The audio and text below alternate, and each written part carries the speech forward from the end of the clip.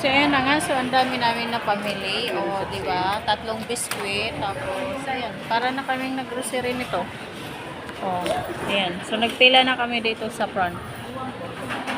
Diyan malay na. Excited na akong uuwi. O, di ba? Kaya, namili na ako ng biskwit. Kasi, secret kung anong pizza yung biyahe ko. baka mamaya o pangatlong gabi o pangatlong charot. Ayan. O, diba? Nakaka-excited umuwi, o. Diba? May kick pa. Kaya nga sinasabi ng mga marites na ako daw dito, yung mayaman na charot. Pag ang tao pala na magala na sa mall, mayaman na. O mayabang. O madaming utang.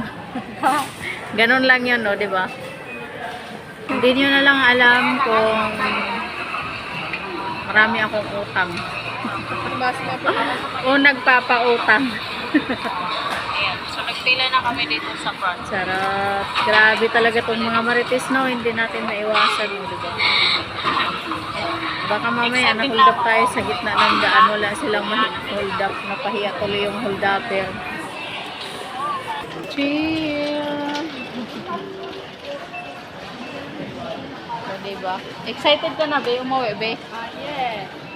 Excited. Anong pizza yung pag-uwi mo? Secret lang. Surprise. Baka Surprise. pa. Surprise.